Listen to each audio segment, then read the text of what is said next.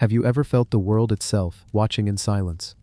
Welcome to Unearthed Secrets, where stone, silence, and time still remember what we've forgotten. Before we begin, please like, subscribe, and tell us where and what time you're watching from. Now, let's listen to the earth speak through the faces and gates it left behind. The mask that watched the forest. Before dawn touches the Yucatan, the jungle already stirs, not in light, but in sound. The air is thick, damp, alive. Cicadas pulse their slow rhythm through the darkness, and something, distant yet close, moves through the leaves with the sound of breath. The world is awake long before the sun.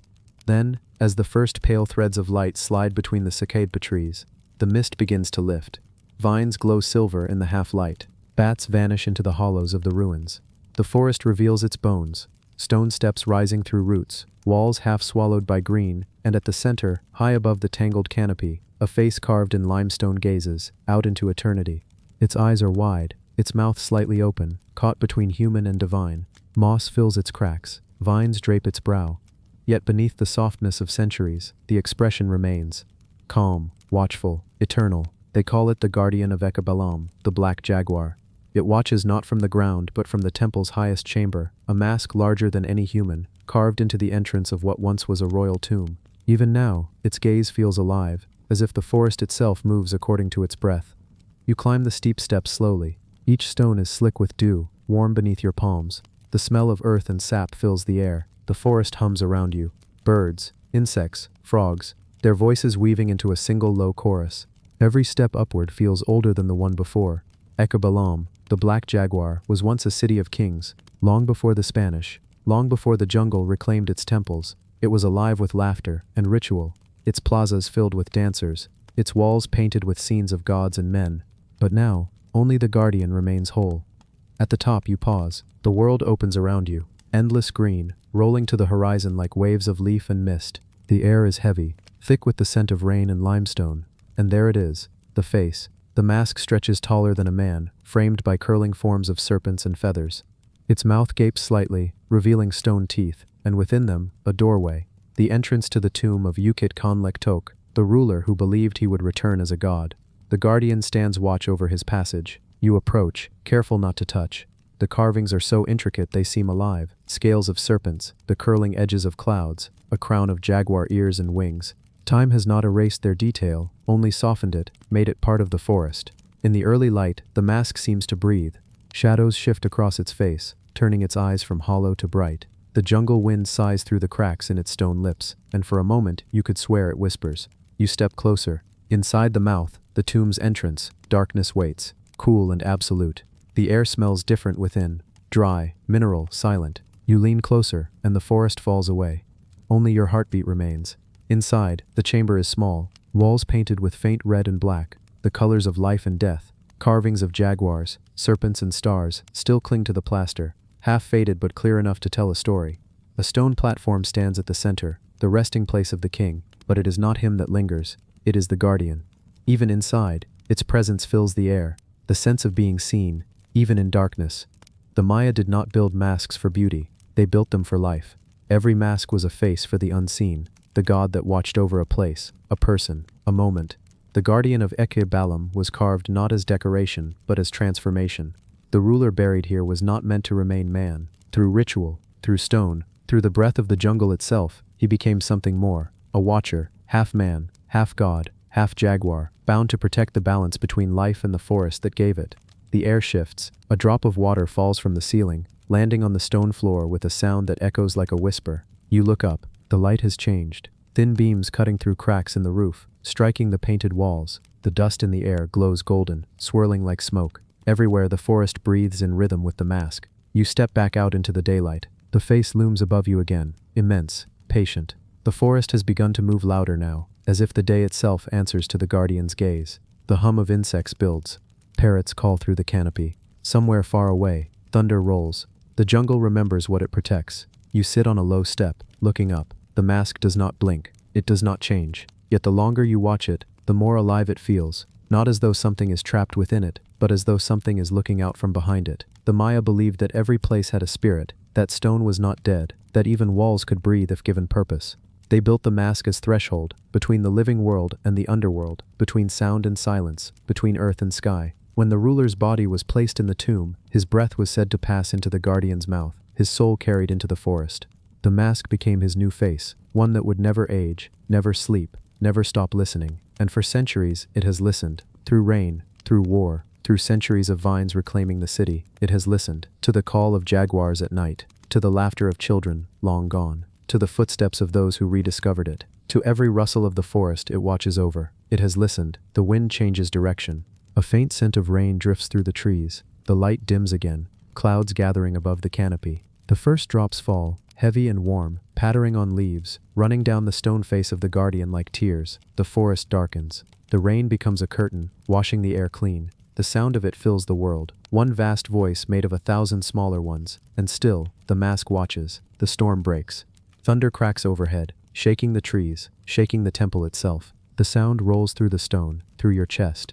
For a moment, it feels as though the mask is not watching the storm. It is speaking to it. Its hollow mouth drinks the rain. The cracks between its teeth glow with lightning. The air vibrates with the sound of breath. It is as if the guardian is awake again. You stand beneath its gaze, rain soaking your clothes. Your skin slick with the heat and water of the storm. The sound is deafening. The jungle, the wind, the thunder, everything moves together. But through it all, the mask remains calm, eyes open, mouth half-parted, watching. It does not resist the storm, it absorbs it, and for a moment, you understand why the Maya built it this way, not as a symbol of power, but as a promise. That the jungle would always remember its guardians, that even as cities fell and gods were forgotten, the forest would keep their faces and their breath alive in stone. When the thunder fades and the rain softens, the mask gleams wet and new, as if freshly carved. You sit again. The forest exhales.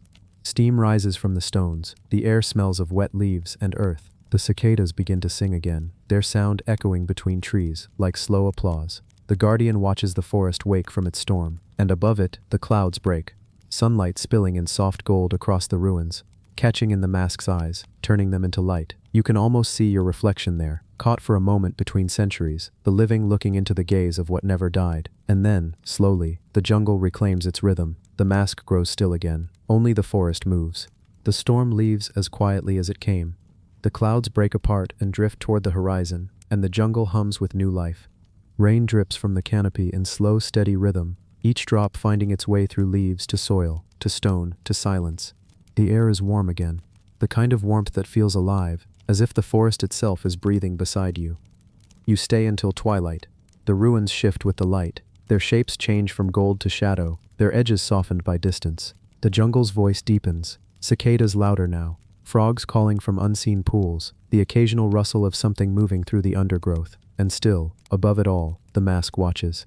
Its surface glows faintly in the fading light, the wet limestone reflecting the last orange of sunset. The face seems alive now, lit from within, its open mouth a dark threshold between worlds. The carved serpents at its sides twist in shadow, their scales glistening with rain. You climb again, slowly, back toward the top of the temple. The steps are slick, but the air feels lighter now, clean. As you reach the summit, the horizon flares one final time, a narrow line of red between cloud and jungle, the day's last breath of fire. Then it fades, and night begins. The forest changes completely once darkness falls. The sounds shift, higher, sharper, closer. The insect's song becomes constant, endless, like the whisper of wind through 1,000 reeds. Fireflies drift in the air, small stars moving through the black.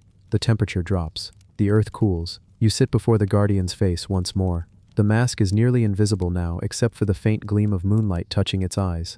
The rest of it merges with shadow, as if the stone itself has blended back into the forest. Only its outline remains, a curve of cheek, the edge of its lips, the hollow of its mouth. In the silence between the sounds of the jungle, you hear something else. Not loud, not clear, but distinct. A low rhythmic pulse, somewhere between heartbeat and breath. It comes from the stone. The Maya believed that sound was the breath of the gods, that to speak, to sing, even to breathe, was to awaken the spirit within matter. In their temples, sound was architecture. Every chamber, every corridor, was designed to echo in a specific way. A whisper at one end could travel as if carried by unseen hands to another. Here in Balam, the mask itself is the voice. When wind moves through the forest and passes its open mouth, it hums. Not always, not predictably, only when the world is still enough to listen. You wait. The wind is faint tonight, moving gently through the leaves. The moon climbs higher, its light silvering the entire plaza. The shadows of trees stretch long across the stones, And then, the sound returns. A low tone, deep and resonant, rising from the mask's hollow mouth. It moves through the air like fog, vibrating against the temple walls, soft but endless. The guardian is breathing again. The sound grows, not louder, but fuller. The entire ruin hums in sympathy. Steps, walls, chambers, all vibrating in quiet unison. The forest answers with its own voice, the rustle of leaves, the croak of frogs, the distant call of an owl. Everything becomes one continuous note, life itself made audible. You realize the mask is not watching the forest, it is singing to it. The Maya called this kind of sound the voice of return. They believed that every offering of word, of song, of breath, must circle back, transformed. Nothing vanishes. Every sound, every prayer, every cry, comes home. In that moment, you understand why the mask was carved to look both human and divine, because it was both. A reminder that the line between the living and the eternal was never a wall, only a doorway shaped like a face. You close your eyes. The vibration passes through you. Slow, steady, ancient. You can feel it in your chest, in your jaw, in your heartbeat. The air tastes faintly metallic, like rain on stone. You breathe with it, and the rhythm settles inside you, becoming indistinguishable from your own pulse. The guardian's hum continues for several minutes, then fades again into the whisper of leaves. The silence that follows feels sacred, vast. The forest exhales. Somewhere far away, thunder mutters once more, but faintly, only memory now. You open your eyes.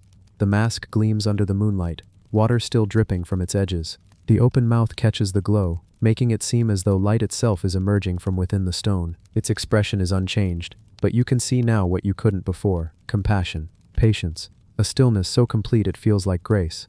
You stand. The air is warm again, full of the scent of night-blooming flowers. A faint breeze moves through the ruins, and the mask sighs once more, a final soft note, like the end of a long song. Below, the jungle stretches into darkness. You can see the faint glimmer of fireflies between the trees, the slow shimmer of a river beyond the ruins. Everything moves, everything breathes.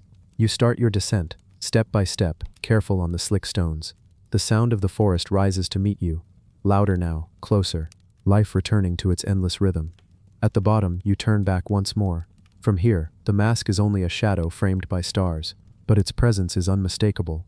The face that has watched for 1,000 years continues to watch still. Perhaps it sees not individuals, but movement, the slow motion of forest and sky, the rhythm of storms and sunlight, the breath of the world itself. Perhaps that is what it was always meant to guard. You listen, one last time. The jungle breathes. The ruins hum faintly in the wind. Somewhere within the darkness, the guardian sighs again. Or maybe that's only the forest exhaling through its own ancient lungs. You smile. The sound fades, the air grows still, and far above, beneath the endless watch of the stars, the mask waits, not sleeping, not awake, only listening, forever to the forest it once was carved to protect. The gate where the river turned back. Before the first light touches the peaks of Archaeological, the river is already awake. It breathes, not in ripples, but in currents, slow, deep, eternal. Mist drifts along its surface like sleep refusing to end. The locals call this bend of the Brahmaputra Pratirupa, the place where water remembers itself, where the river pauses, turns, and doubles back, defying the direction it carved for millennia. To most, it's only a trick of terrain, but those who live here, at the edge of forest and stone, whisper of something older: a gate.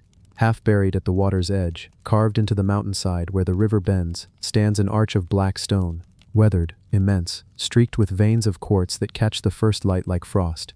It's not tall, maybe the height of a man, but it feels endless, as if stepping through it would not take you forward, but away. They call it the Brahmaputra stone portal, though no one remembers who carved it.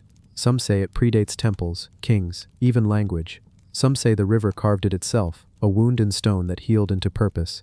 And yet, every season when the floodwaters rise, the current curls inward here, reverses for a breath, and flows back against its own path before continuing on. Scientists will speak of hydrology, of eddies and resistance. The elders will simply say, the river bows to its gate before moving on. At dawn, you stand before it. The river moves softly, wide and gray, its surface broken only by small islands of rock. The air is cold, almost metallic in its freshness. Birds call from the forest beyond. Their echoes slip across the water like threads of silk. You can smell wet earth, silt, the faint sweetness of jasmine, carried downstream from unseen gardens. The stone arch rises before you, its surface rough but deliberate. The carvings are almost gone, erased by centuries of rain. But if you look closely, you can still see them. Looping shapes, spirals, half circles that seem to move if you let your eyes blur. Each line curves inward, always inward. You step closer, the sound of the river fades. The air inside the arch feels different, heavier, quieter. The mist doesn't pass through it. It lingers, curls, hesitates, then drifts back. The stories here say the gate is not a door but a listener, that it was carved to teach the river how to turn back, how to remember its own source. They say the Brahmaputra once flowed the other way, from west to east, until the gods walked down from the mountains and placed this gate in its path, so the river could face them once more. No one calls it legend, they call it history that forgot its own words. You kneel, touching the base of the arch. The stone is cold, but pulsing faintly with the vibration of the river. It feels alive, not like flesh, but like thought. Beneath your fingertips, the quartz veins hum ever so slightly, catching light that isn't there. The gate doesn't speak, but it listens. It listens like the river does. You step back. The sun breaks through the mist for the first time, and the water glows pale gold. The surface ripples, small, then larger. A sound rises from beneath, low, hollow, resonant. The river deepens its voice, and then it happens, the turn. You see it, almost imperceptibly, a shift in flow, a curl, a hesitation. The current near the gate reverses direction for just a few breaths, a ribbon of water spinning back toward the mountains. Light glints along it like a pulse of silver. Then, as if sighing, it releases and flows on as before. The elders say the river remembers its home, that once a year at the rising of the new moon, the Brahmaputra turns to bow to the Himalayas before beginning its journey again. You sit by the water, watching its endless procession. The gate stands behind you, casting a short shadow over the sand. The forest rustles softly. Everything feels older than it should. The stories tell that the portal was built by those who worshipped sound, not the noise of speech or music, but the vibration of being. They carved stones to capture resonance. Temples were built not for prayer, but for listening. This gate, they believed, was their final work, a device to hear the voice of water. And perhaps they succeeded. When the wind rises, the arch hums, a low tone that seems to come from nowhere and everywhere at once. It's not loud, but it vibrates through your ribs. The pitch changes with the river's depth, the tone darkening as the water swells. You close your eyes, the sound folds around you. It feels like being inside the breath of something enormous. Time shifts. The air cools. You can smell rain though no clouds move above. Somewhere thunder mutters far away. Not a storm, just a memory of one. When you open your eyes again, the light has changed. The mist is gone. The world feels sharpened. The forest greener. The gate darker. You notice now that the carvings continue below the surface of the water, deeper into the rock. The river hides most of it, but faint outlines shimmer below, concentric rings leading down to something unseen. You step into the water. It's cold, numbing at first. The current pulls softly at your legs but not dangerously. The closer you get to the gate, the calmer it becomes, as if the water knows where you are. You reach out and touch the inner curve of the arch. The hum returns, stronger this time. The stone vibrates against your palm like a drum. You whisper something, not words, only sound. The gate answers. The vibration deepens, echoing your tone. The water trembles. A ripple spreads outward in perfect circles. For a moment, it feels as though the river is listening.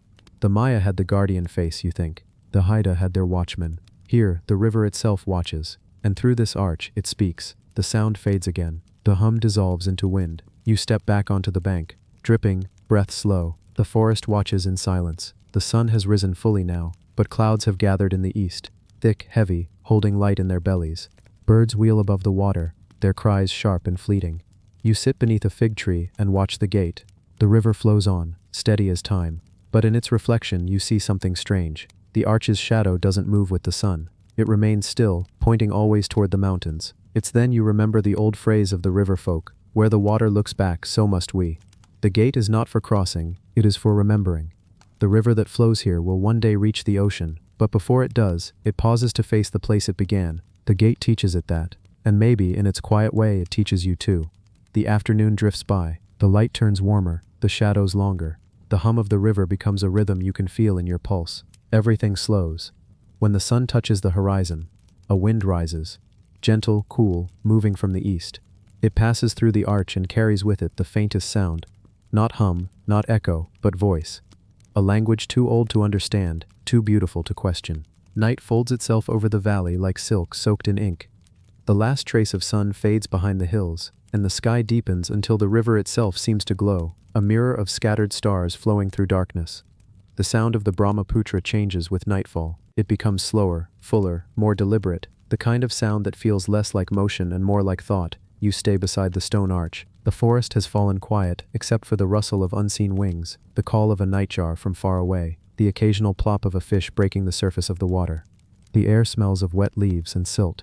The arch is black against the starlight, its quartz veins faintly luminescent. You can see them now, threads of light winding through the stone like the memory of lightning trapped within it. When the wind passes through the opening, the veins flicker, pulsing faintly, almost like veins beneath skin. The hum returns. Low at first, so low it could be mistaken for the breath of the river, but it grows, building resonance until you can feel it in the soles of your feet, in the back of your throat. The river is speaking again. You listen. The tone wavers, not random, but patterned, rising, falling, repeating, like language. You realize it is the same rhythm as your heartbeat. The water folds light into itself, and the entire current seems to shimmer with sound. The air thickens, the stars above blur slightly. The river bends in the moonlight, the current shifting backward again, small eddies spinning in reverse. The gate glows faintly from within. At that moment, the water feels alive, conscious maybe, not because it thinks, but because it remembers. It remembers every rain that ever fell, every stone it ever shaped, every face that ever looked into it. You move closer, drawn not by curiosity but recognition. The hum deepens, the surface of the river trembles like skin under breath, and then the first reflection changes. For a heartbeat, you see the river as it was, thousands of years ago. The jungle thinner, the mountains sharper, the air full of mist. People stand on the opposite bank, their figures faint but steady, tall, wrapped in woven cloth, holding torches that do not flicker. They stand before the same arch, but it is new, its carvings bright and clean. The quartz veins blaze white. You hear voices, distant and echoing, rising in rhythm, a chant made of breath and water. The figures lift their hands, palms open to the sky. The river glows gold. The chant builds until it becomes indistinguishable from the hum of the present. Then it fades, dissolving into wind, and you are alone again. The gate stands silent. The water flows forward, steady and calm. You kneel, placing your palm on the wet stone at the river's edge. The warmth beneath it is gone, replaced by cool smoothness. But there's something else, a faint vibration, steady as pulse. You realize the river is always singing, always turning back. Only our senses are too hurried to hear it. The night deepens. The stars drift in the current's reflection, slowly swirling where the eddies form. Above, the Milky Way stretches like a pale ribbon. Another river, this one flowing through time. And for a moment it feels as though both rivers are connected. The one of water, the one of light, meeting here at this bend, this gate, this impossible point of return. You lie back on the sand, looking up at the stars mirrored in the water. The sound of the gate hums beside you, softer now, but constant. You think of all that flows forward and all that never truly leaves, of every life that becomes memory, every memory that becomes story, every story that returns as breath. Maybe that is what the river is doing, turning back not to change direction, but to remember that movement and return are the same. The wind brushes your face, the trees lean slightly, the quartz in the arch catches starlight one last time, glowing from within like a lantern placed to guide those who walk unseen, and then the sound fades, the current settles, the gate is only stone again. But the silence that follows feels alive, not absence, but fullness, the kind that hums under the surface of everything waiting to be spoken. You close your eyes. The hum continues, faint now, blending with your breath, and as sleep drifts close, you can almost hear it, the sound of the Brahmaputra turning back, not against itself, but toward the place where all rivers begin, the moment before sound becomes silence. The gate stands watch, as it always has. The river flows on, as it always will. And the world, patient, endless, remembering, breathes. The finger that stopped the tide. Before the sun climbs above the horizon, the Pacific is already awake. It breathes in long, patient waves that stretch from one edge of the world to the other, slow, silver pulses rolling toward the coral shore of Tonga.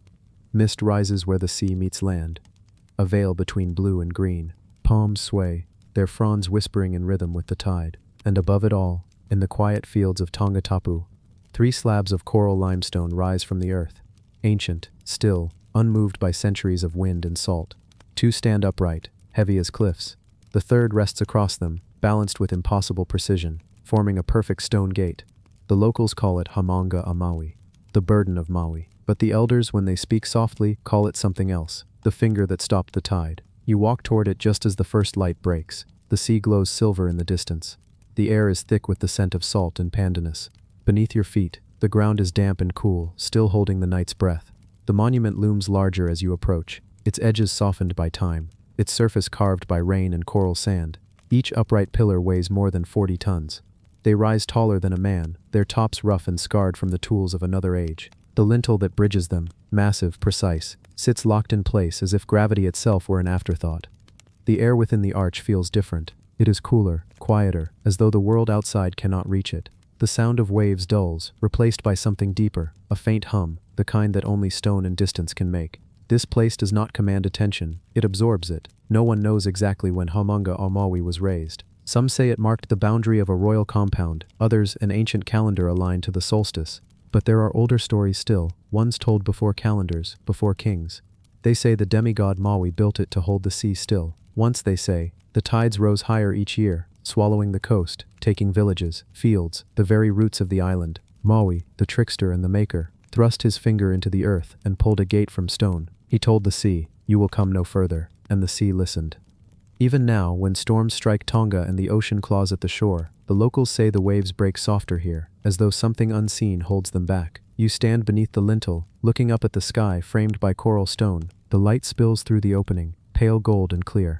The monument hums faintly in the wind, the sound low and steady, a vibration that seems to live inside the air itself. The sea stretches beyond, calm for now. But you can feel its patience, that vast, slow mind always moving, always waiting. The stones are rough to the touch, speckled with shell fragments and the bones of creatures that once lived beneath the waves. Each block is coral that rose from the sea, cut from the living reef, and dragged inland by human hands, a transformation of ocean into earth. You imagine the workers who raised them centuries ago, their hands raw from rope, their shoulders burnt by sun, their chants carried on wind and surf. They built this not to mark time, not to guard wealth, but to remind the sea that it was not the only power here. The tide was sacred, but so was balance. As morning brightens, the landscape glows in the heat. Shadows sharpen beneath the lintel, marking time across the grass. The alignment is perfect. The sun passes directly through the center of the arch twice each year, at midsummer and midwinter, dividing the horizon between birth and return. It is geometry married to faith. When you step to one side, the ocean vanishes from view, hidden by the rise of the land.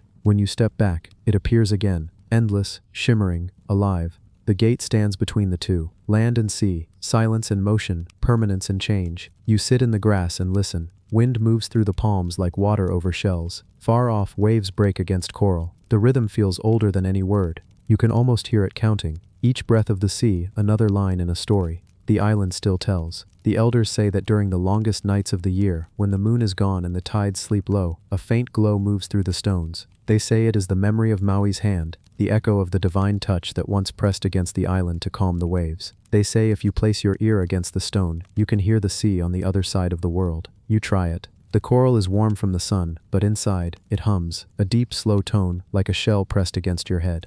It's not the sea itself you hear, but something broader, slower, the pulse of the planet through stone. It's strange how something so solid can carry sound better than air. The islanders know this too. They build their drums from hollow logs, their chants designed to travel across miles of open ocean. Sound is the language of distance.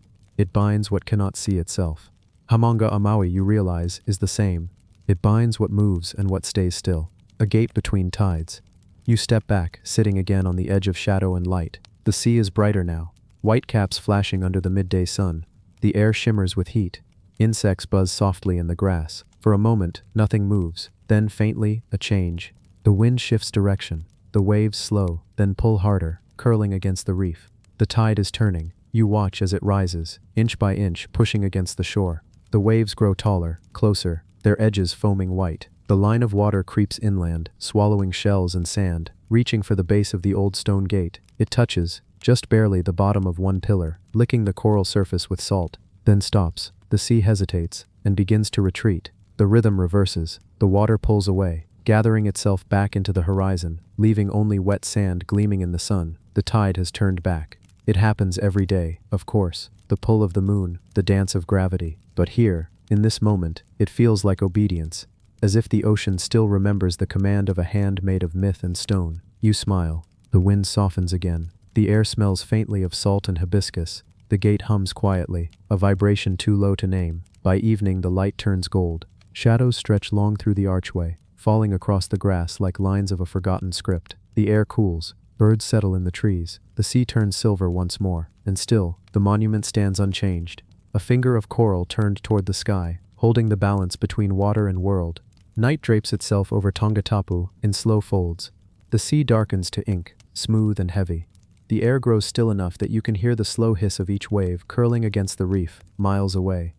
The monument rises like a shadow against the stars, two uprights, and a single lintel etched in pale moonlight, a doorway carved into eternity. The world around it sleeps, but the gate does not. You sit beneath it once more, your back against the cool coral stone. The air has changed since sunset, cooler, salted, carrying the faint scent of the ocean far below. Insects hum quietly in the grass. The palms sway, their leaves whispering secrets to one another in the wind. When you close your eyes, the rhythm of the tide becomes a heartbeat. The whole island seems to breathe, long, deep inhalations through the coral reefs, soft exhalations through the lagoons. And then you hear it again, a hum, faint at first, low as breath. The sound comes from the stones themselves. It's subtle, a vibration you feel before you recognize it as sound. It rises from the base of the pillars, moves through the lintel above, and passes into the air like a sigh too vast to end. The coral sings. The old stories say the gate was alive once, that Maui's touch did not end when he lifted his finger from the sea. It stayed, humming softly beneath the ground,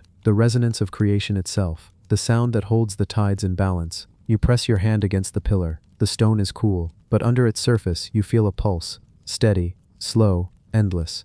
It isn't the tide, it isn't the earth, it's something between them. It's as if the monument remembers movement, remembers weight, remembers a god's hand pressing down and the sea obeying. Above you the stars glitter in the black. The Southern Cross hangs low, pointing toward the horizon. The Milky Way stretches like a pale river, its reflection trembling faintly on the surface of the sea. The gate frames that sky perfectly. It was carved for this, not to mark space, but to hold it. When wind passes through the opening, the hum deepens, harmonizing with the distant rush of waves. It's not a song, exactly. It's more like a conversation the island has been having with itself for 1,000 years. You listen, the sound builds slowly. It doesn't grow louder, only wider. You can feel it in your chest, the soles of your feet, even in the soft movement of your breath. It becomes rhythm, a pattern you recognize without ever having learned it. The tide, the wind, the stone, all in time. The ancient builders may not have spoken of resonance or vibration, but they knew it. They lived it. They carved their beliefs into coral and silence, and the earth carried their understanding forward. That balance is not stillness, but the agreement between movement and rest. For them, the sea was not an enemy, it was a mirror. To command it was to speak with it, not against it. The hum fades, replaced by the soft hiss of waves breaking in the distance. You stand and walk a few paces beyond the gate, toward where the land slopes gently toward the beach. The moonlight turns the grass to silver. Below, the ocean glows faintly, not from reflection but from within. The plankton are awake, lighting the shallows in ghostly blue. The surf rolls and breaks in slow motion, each crest dissolving into luminous spray. You can see, even from here, the tide turning again. The water pulls back, exposing the reef. Pools of light shimmer where the coral breathes. The gate's shadow stretches toward the sea, long and straight, pointing exactly to the place where the waves pause before returning. It looks, for all the world, like a finger pressed gently against the horizon. You walk closer, stopping just where the sand begins to glisten with salt water. The sea sighs as it withdraws, leaving trails of phosphorescent foam. The air is heavy with the scent of life. Seaweed, salt, the faint sweetness of rain carried on the wind. You stand there until the water reaches your feet. It's warm, familiar, eternal. And for the briefest moment, it stops. The entire surface of the ocean flattens. No ripples, no motion, no sound. Just stillness, a vast, impossible breath. Then, softly, the tide recedes again. You turn back toward the gate. It stands motionless, ancient, precise. The moonlight fills its frame completely, spilling down the inner faces of the coral like liquid silver. The lintel glows faintly, catching the light, and for one moment you see it, the outline of a hand carved faintly into the stone, half erased by weather, almost invisible unless you know where to look. Not a human hand. Too long, too slender, a shape of power and patience. The finger of Maui. You understand then, the monument is not a warning, it's a promise. The sea was never meant to be stopped forever, only guided, held in conversation with the world that depends on it. The tide is not command and obedience, it is rhythm and return. You walk back to the arch and sit beneath it once more. The stars wheel slowly above. The sound of the waves lulls you into the steady pattern of their breath. You breathe with them, the air cools. Dew gathers on the grass. The coral stone gleams with it, wet and alive. The gate hums faintly again, its tone so low it feels like the voice of the planet itself. You realize how rare it is to hear something that never began and never ends. The sea shifts in the distance, gathering itself for morning. The first pale blue of dawn touches the horizon. Birds begin to stir, and as light fills the world once more, the hum softens, fading back into the silence it came from. The monument remains, still, eternal, unbroken. The sea begins to rise again, drawn by the same invisible hand that once pressed it down. Everything moves, everything returns, and in the quiet between them, the stone remembers what it was built to do, to listen, to hold, to balance the breath of the ocean and the silence of the earth. The gate stands alone in the dawn light. Its shadow stretches long across the field, reaching toward the sea, and for one more day, the tide stops just long enough to remember why. The stone that answered lightning. Before dawn comes to Lake Titicaca, the air is blue with waiting. The Andes sleep under a thin veil of mist, their peaks inked against the stars. The ground breathes frost, and each blade of grass glitters like a frozen whisper. The silence here isn't emptiness, it's depth. It's the kind of silence that seems to listen back. You walk through it slowly, your boots crunching over stone and lichen, the sound small beneath the vastness of the high plateau. Ahead, the land rises in terraces of reddish rock, worn smooth by centuries of wind. The air smells faintly metallic, like cold iron and rain that hasn't fallen yet. And then you see it. Set into the face of a sandstone cliff, half buried in the mountain itself, stands a doorway that leads nowhere. A tall, perfect rectangle carved into the rock, its frame smooth, its center a solid wall. At its base, a smaller niche is etched within, just large enough for a person to stand inside. The stone glows faintly in the pre-dawn light, its surface alive with veins of quartz. This is Aramu Muru, the gate of the gods. The locals call it La Puerta de Haʻamonga, the doorway of the hidden city. The travelers who come this far rarely speak above a whisper. You approach slowly, and with each step, the air changes. The cold becomes sharper, heavier. The wind quiets.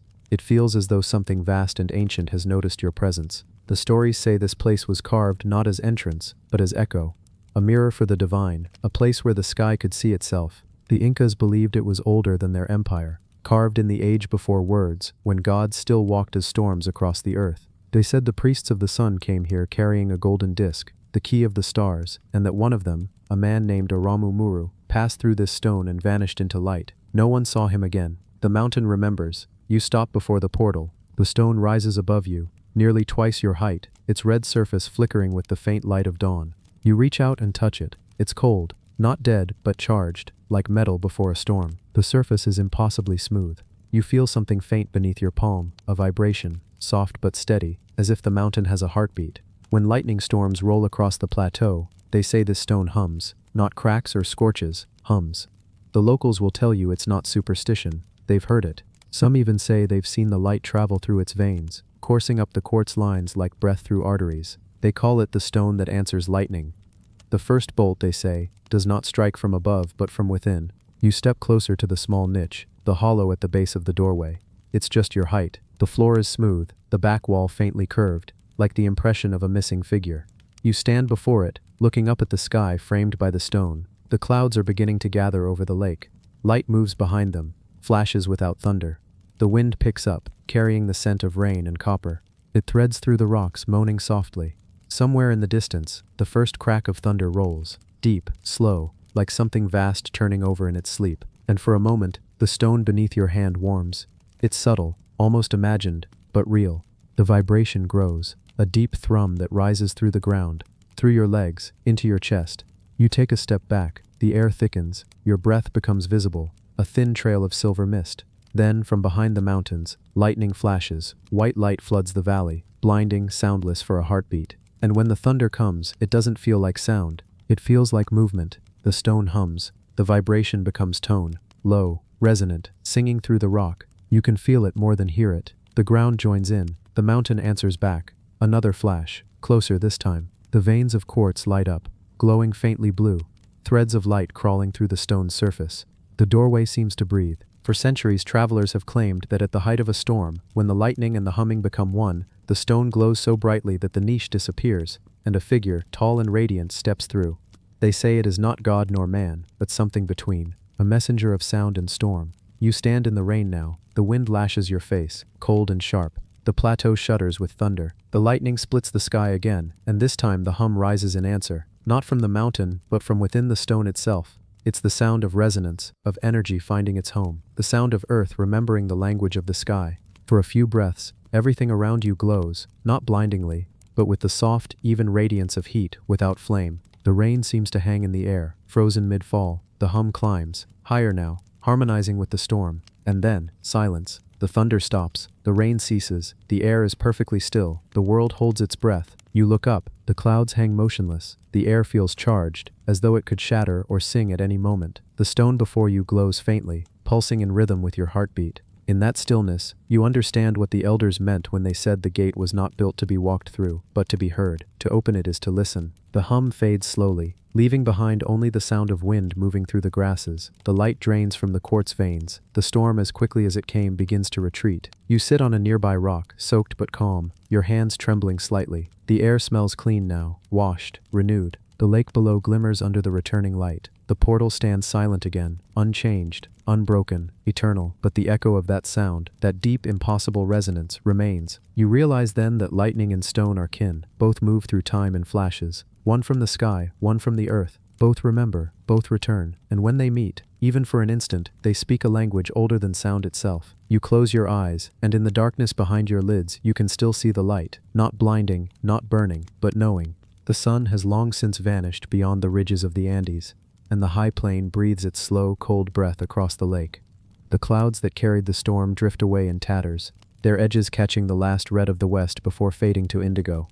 You stay where you are, half sheltered by the curve of the cliff, watching night take its time. The stone in front of you no longer glows, but it hasn't gone dark either. Its surface keeps a dim sheen, as if the lightning left a trace of memory there. You can see your reflection in it, faint, moving slightly with every breath of wind. The air has that charged quiet that always follows thunder, not emptiness, but suspension. Somewhere below, the water of Lake Titicaca murmurs against the shore. The sound travels upward, in slow waves. Each lap against stone seems to echo what the thunder started. The world, even in stillness, keeps repeating the same syllable, here, here, here. You stand and step closer again. The doorway looks unchanged, yet somehow different, deeper. The longer you stare at it, the more your eyes are drawn to that inner niche at its base, that hollow where the priest Aramu Muru was said to vanish. Inside, the stone looks darker than the night around it, as if it holds not shadow, but distance. You reach your hand toward it, and the cold is immediate. It's not the cold of altitude or rain, it's the cold of something that does not move. It feels bottomless. And then you hear it, a faint, barely audible tremor inside the rock, like a whisper just beyond comprehension. At first it sounds like wind funneling through cracks. Then it changes. A rhythm, a pattern, almost musical. Low tones layered one upon another, pulsing like a slow drum. Each beat carries weight. Each echo seems to travel down into the mountain and return lighter, like sound filtered through memory. You rest your forehead against the surface. The vibration runs through bone and skin, and with it come flashes of thought that aren't quite vision. The memory of water carving valleys, of fire under stone, of light striking metal, of clouds rolling from one age to another. The mountain isn't telling a story. It's reminding you that it is one. The ancient builders who shaped this portal must have known this resonance. The chisels that cut these lines would have followed not measurement but tone. You imagine them working by moonlight, striking the rock and listening for the pitch that meant enough.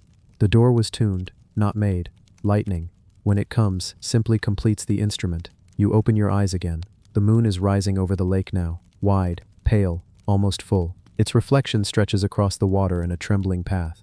The cliffs catch that same silver light. Their edges gleam like blades half drawn from darkness. The portal stands between you and that light. Through it, the moon looks fractured, the smooth disk split into two curved halves by the stone frame. It feels deliberate, like an alignment designed for this exact hour.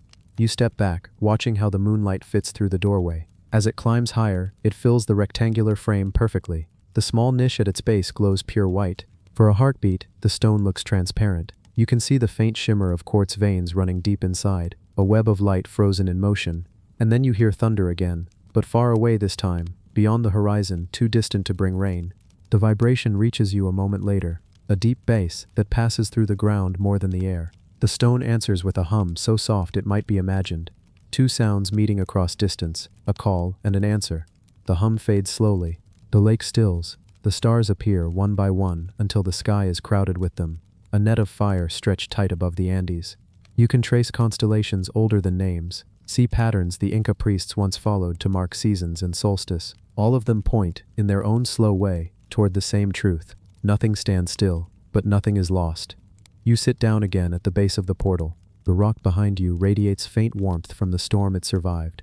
You can still smell ozone, the ghost of electricity burned into air and stone. The mountain is quiet now, but the echo of its hum lives in your chest, in the hollow behind your ribs. It's the same tone you felt earlier, the same vibration of thunder held inside you. You realize that maybe this was the purpose all along. Not to step through, not to vanish into another world, but to remember that the boundary between flesh and stone, between thought and thunder, was always porous. The portal doesn't open outward, it opens inward. You stay there until the night thins, and the first silver hint of dawn spreads across the eastern sky. The lake brightens again, and the stone turns from black to red to gold as light returns. The quartz veins catch fire one last time. When the sun finally clears the horizon, a new sound rises from the cliffs, a long rolling crack, not of breaking but of release. A single flash of light leaps between two distant peaks, a bolt too small to be lightning, too precise to be accident. It touches the top of the doorway, runs down its edge, and vanishes into the earth. The mountain exhales, the hume ceases. You stand, stretch your legs, and turn once more toward the lake. The water is calm, the surface smooth as glass. The world feels emptied of tension, like a chord resolved. You take one step away, then another. Behind you, the stone remains unchanged, ancient, silent, perfect. And yet, as the wind shifts, you hear it one last time, that low, resonant tone moving through rock and air, the quiet language between earth and sky. You smile. Lightning will come again. It always does, and when it does, the mountain will answer, as it has for 1,000 years. A brief conversation between elements, a reminder that creation and memory are the same pulse seen from different sides. You keep walking until the sound blends with the wind and disappears into the morning. Behind you, the stone that answered lightning waits, listening for the next storm, ready to hum once more when the sky remembers its oldest word. The eyes that never closed. Before the first bird calls over the jungle of northern Cambodia, the air is already alive with memory. A soft mist hangs between the trees, heavy with the scent of wet leaves and ancient stone. The forest doesn't wake quickly here. It stirs, like an animal half aware, stretching through time. The first light spills over the horizon, pale gold and slow, sliding down the ruined towers of Banteay Chhmar. The jungle exhales, and the city breathes again. It was once a capital, a mirror of Angkor itself, a temple complex vast enough to hold the prayers of 1,000 souls, its towers crowned with faces carved in serene perfection, faces that watched the sun rise over empire and never looked away. Now the city is mostly gone. Collapsed walls, stones swallowed by roots thick as a man's arm, galleries lost beneath vines. The jungle reclaims everything here, everything except the eyes. They still watch. Half hidden in the overgrowth, you find one, a massive sandstone face rising from the rubble, its lips curved in faint, eternal calm. The nose has weathered away, but the eyes remain, wide and unblinking. They belong to Avalokiteshvara, the bodhisattva of compassion, the one who sees all suffering and vows never to close his eyes until every soul is free, and so, even after 1,000 years, they do not. The morning light pools across the carvings, softening their edges. The sandstone glows a muted gold. Dew clings to the cracks, turning each eyelid into a line of reflected sky. The air hums faintly, not with insects or birds yet, but with the low, endless whisper of the forest. You step closer. The air cools as you pass beneath a fallen archway. The sound of your breath joins the quiet rhythm of dripping water, drops falling from vines onto ancient stone. The scent of moss, faint sandalwood, and decay fills your lungs. You stop before the face. Its scale is impossible. The curve of the cheek is taller than you. The lips, still soft after centuries, hold a trace of human kindness that time couldn't erase. But it's the eyes that draw you, vast, symmetrical, precise, their pupils carved with faint spirals that seem to shift when light moves across them. They're not blank, they're focused, looking at something you can't yet see. Once there were hundreds of these faces across Cambodia, at Angkor Thom, Bayon, Ta Prohm, and here, in Banteay Chhmar. Each gazed in one of the 4 directions, marking the reach of divine awareness. Here in the jungle's solitude, they remain among the least disturbed. You reach out and touch the sandstone. It's rough but alive with warmth from the sun. Tiny flecks of mica glint beneath your fingers. You feel a pulse, not real, not imagined, a steady rhythm that seems to come from the stone itself. The jungle around you begins to wake. A gibbon calls in the distance. Cicadas start their metallic chorus. The sound vibrates through the ruins like breath through a hollow body. The temple responds, every surface catching, echoing, releasing sound in waves. It's easy to forget that these places were designed to resonate. The builders of Banteay Chhmar didn't just carve temples for beauty, they carved instruments. The galleries are lined with bas-reliefs, depicting battles, processions, and divine assemblies. Each shallow groove cut to amplify sound. When monks chanted here, their voices would ripple across the stones, caught and magnified by the walls. The temple itself would hum, and the faces, those calm, eternal watchers, were its receivers. When you spoke here, your words didn't vanish into air, they were heard. A breeze drifts through the corridor, brushing your skin. You look up. Light filters through the trees, falling in narrow beams that turn dust into gold. The face glows for a moment, its eyes catching the reflection of moving leaves. You step backward and realize, it's not one face, it's many. The jungle has hidden entire towers of them. Above the trees, you can just see outlines, foreheads, lips, eyelids, all emerging from the green. Dozens of faces, all turned outward, all fixed in the same expression of still, boundless calm. The sight is almost unbearable in its serenity. Thousands of years of silence, and still they see.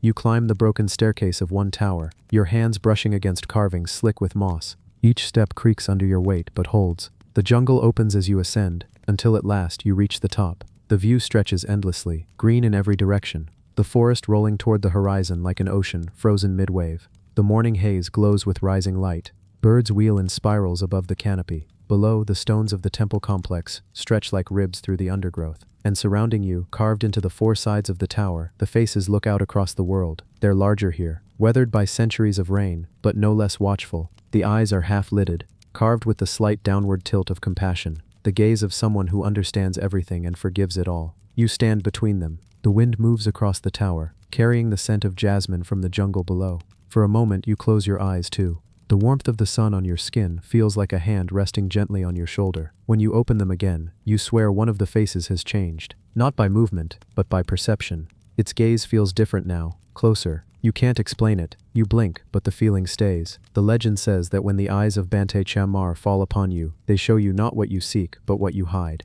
And in that silence, you understand the warning. These faces do not judge. They see. A dragonfly lands on the edge of one eyelid. Its wings shimmer in the light, iridescent, trembling. The face doesn't move, but somehow, it feels like the stone notices, that it understands the weight of even that small presence. The forest quiets again. The moment stretches, the air thickens with heat, the temple breathes. You descend slowly, your steps soft on the old stone. Inside the inner galleries, shade cools the air. The carvings here are faint, but still tell their stories. Warriors, gods, and dancers turning endlessly in silent procession. In one corner, water seeps through a crack in the wall, pooling in a stone basin.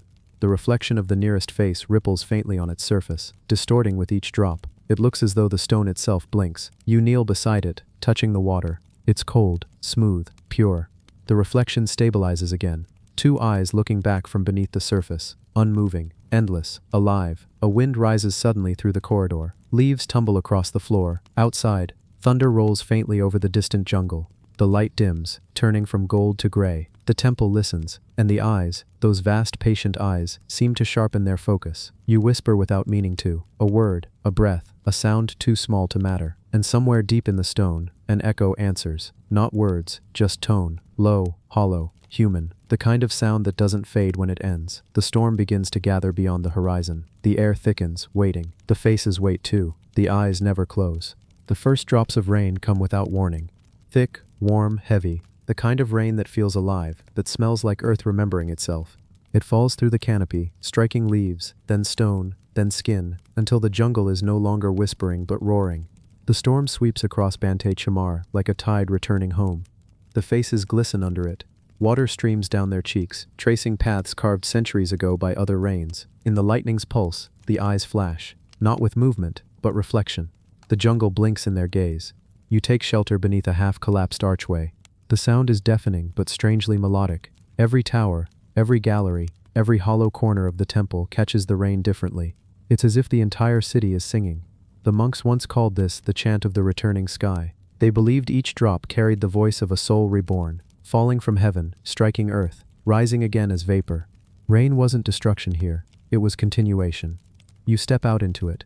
The water soaks your clothes instantly, runs into your eyes, into your mouth. The air tastes like copper and bark. The stone underfoot is slick, warm despite the storm. The temple doesn't resist the weather, it embraces it. Every beam of lightning reveals more faces, more carvings, more stories hidden in the ruin. Each flash burns detail into memory. The curve of a lip, the softness of an ear, the precision of fingers folded in prayer. For a moment the entire city seems to wake. You stand in the center courtyard, spinning slowly, looking up. The towers rise around you in a circle, each crowned with a serene face turned outward, unblinking, rain pouring over them like tears. The thunder rolls across the sky, echoing from tower to tower. The sound loops endlessly, building into harmony. And then you realize, it's not echo, it's response. The temple is answering. The vibrations from the thunder travel through the stone, bouncing from gallery to gallery, magnified by the geometry of the chambers. The towers hum with it. The faces, half hidden behind sheets of rain, seem to sing. The air between them glows faintly, a trick of lightning, perhaps, or something older. You can almost hear words in the hum, syllables without language.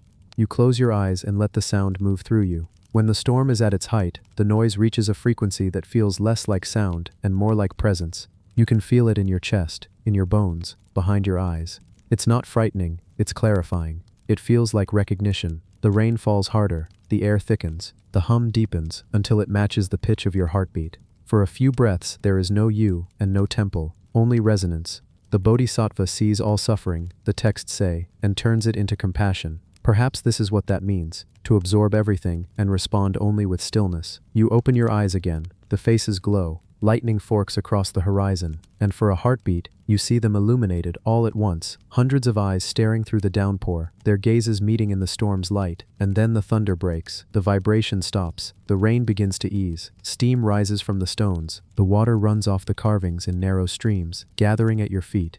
The air smells like new life, clean, metallic, sweet. The forest begins to sing again, frogs, birds, the rustle of leaves, the sound of creation restarting. You walk to the edge of the courtyard. The light returns slowly, filtering through the clearing clouds. The faces of Banteay Chhmar no longer glisten. They glow softly in the morning's second birth. One stands out, a smaller face near the base of a tower, half hidden behind a curtain of roots. You kneel before it. Its lips are eroded, but the eyes are perfect. They look straight through you, unafraid, unchanging. There's a faint smile there, one that seems to say, "You were always being seen." You reach out and touch the cheek. The stone is warm. Beneath your palm, a faint vibration remains, not from thunder now, but from the world itself. A steady, gentle hum, too constant to notice unless you listen for it. The same hum that binds the forest, the insects, the breath in your lungs. It's everywhere, it's everything. The faces of Banteay Chhmar were carved to embody that awareness, to remind those who passed beneath them that compassion doesn't sleep, and seeing doesn't end with eyes. You stand looking up at the tower. The sun finally breaks through, scattering light across the wet stone. Beams catch the edges of the carvings, filling each crack and curve with gold. The eyes shine once more, not with power, but with peace. The storm has left the world clean. A dragonfly hovers in front of the face again, its wings glinting with sun. The temple is quiet now, except for the faint drip of water from the eaves. You breathe out slowly, matching the rhythm of the jungle. The eyes keep watching. The rain keeps falling, somewhere beyond sight, and the silence here is not emptiness, it's presence. You turn to leave, walking through the corridor where vines dangle like curtains. The air is cool and damp. Behind you, the faces fade back into shadow. You know they will remain exactly as they are, unchanged, awake, patient, because that is what compassion does. It does not turn away, it does not sleep, it sees, always, until every storm has passed.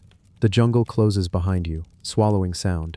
The temple disappears into green, but even as you walk away, you can still feel it, the eyes of stone watching, not to hold you, but to guide you. And when you finally look back one last time, the sunlight catches the highest tower, and for an instant you could swear the face at its summit is smiling, not at you, through you. The eyes never close. The watcher of the endless plains. The first light of dawn spreads across the Okavango like water spilled from the sky. A pale glow ripples through mist, painting the grasslands silver. The air is cool, heavy with the scent of reeds and river mud. In the stillness before the day begins, everything waits. The water, the wind, even the horizon.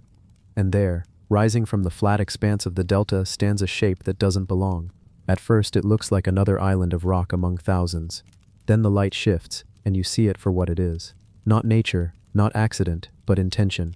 A single tower of stone, tall, narrow, and impossibly smooth. The locals call it the Watcher, the Okavango Sentinel. They say it has been here longer than the river. You approach through shallow water.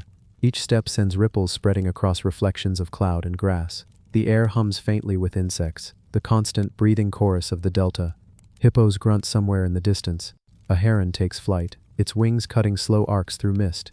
The sentinel stands higher now, visible through the reeds.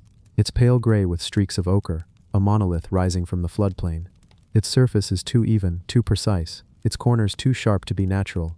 At its base, water laps gently against stone. You reach the island just as the sun lifts over the horizon. The first direct light strikes the pillar, and it shines, not brightly, but with the steady gleam of something polished by centuries of wind and rain. The air around it feels different. Still, the sound of insects dims, as though the world is holding its breath. You place your hand on the stone. It's warm already, smooth like skin. Tiny lines, carved deep but worn shallow by time, spiral across the surface, patterns that curve like rivers seen from above.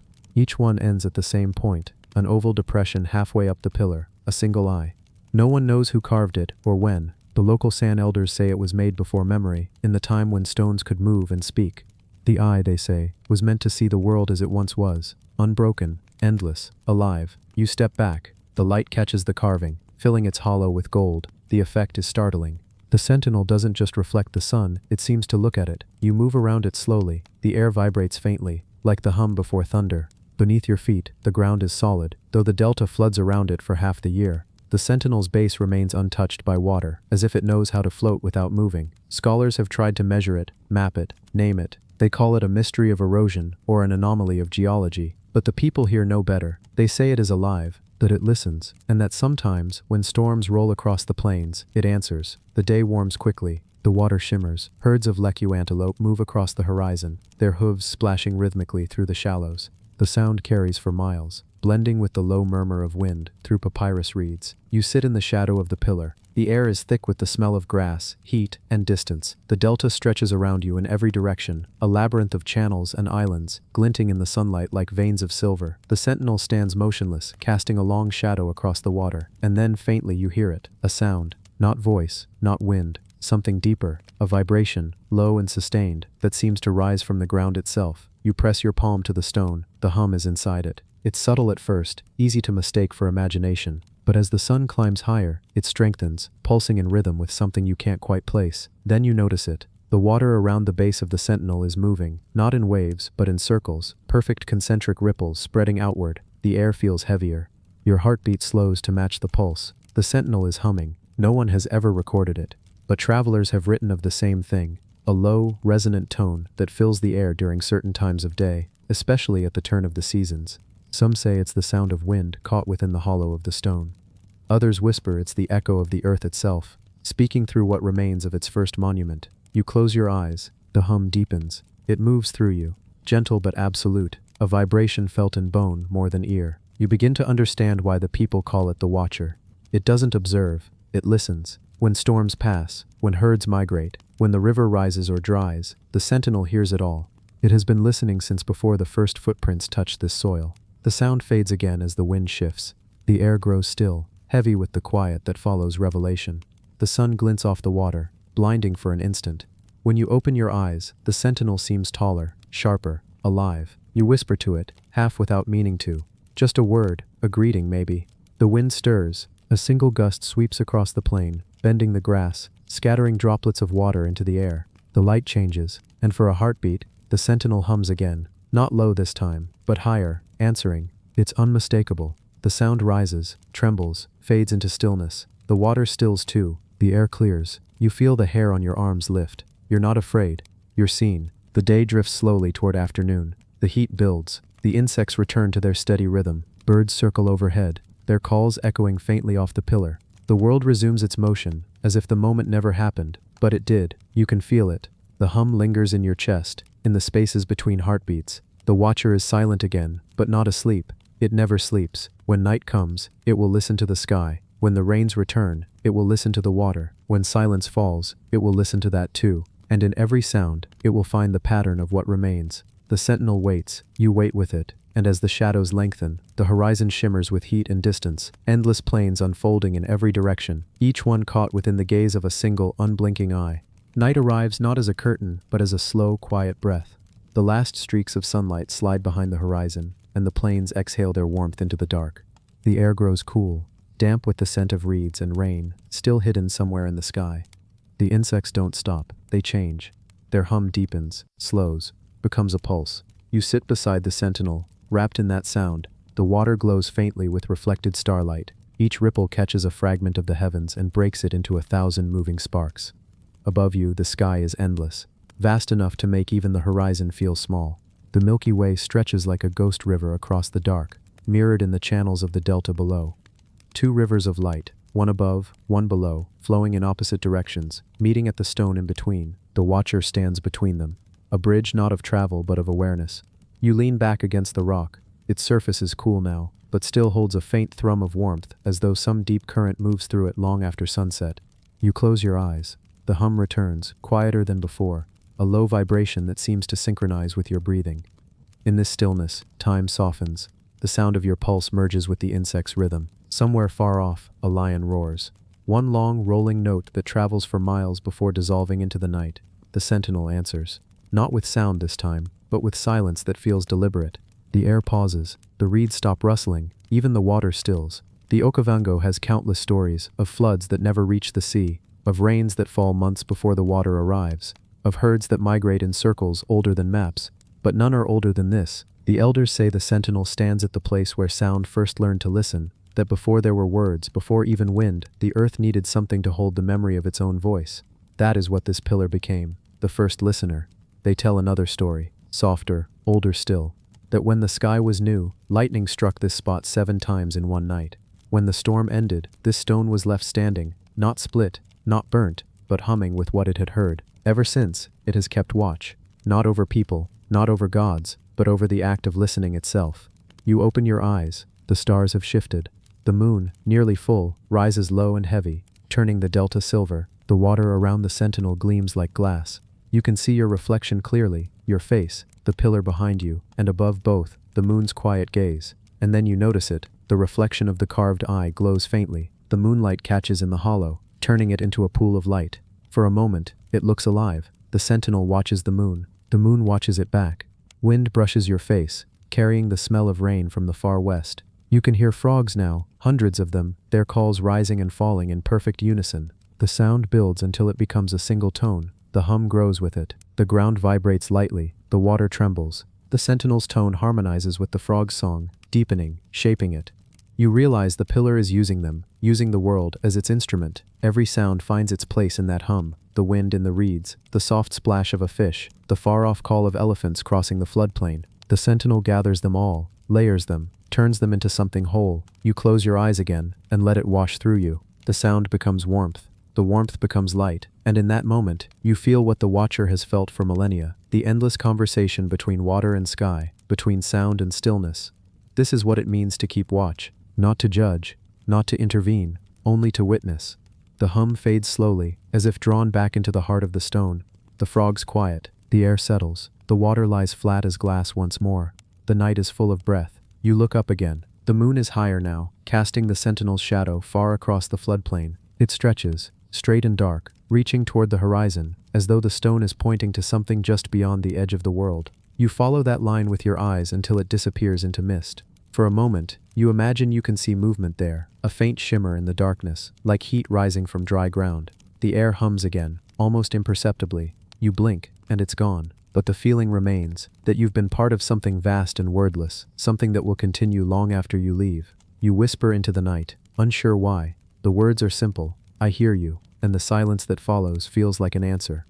The first breeze of dawn stirs the water. The horizon lightens, the stars fade. The sky shifts from black to blue, from blue to gold. Birds begin to call one by one, until the plains are filled again with sound. You stand, stretching your legs. The stone glows softly in the new light. Streaks of ochre turning red, gray, silver. The carved eye catches the sun and gleams. Just for a second, as though blinking. It's not watching you, it's watching everything.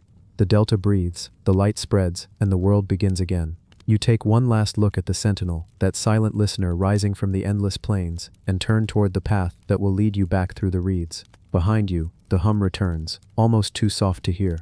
A farewell, or maybe just continuation. The watcher doesn't move. It never has to. Its purpose is simple, eternal, to listen, to remember, and to keep the heartbeat of the earth safe until the sky is ready to speak again. The wind rises, the water stirs, the plains shimmer with light, and somewhere within that sound, deep and steady and kind, the sentinel listens on. Thank you for wandering these forgotten paths of stone and silence. If you felt the world breathe tonight, please like, subscribe, and tell us where and what time you're watching from. Your presence helps these ancient voices be heard again. Until next time, may the Earth's quiet stories follow you gently into sleep.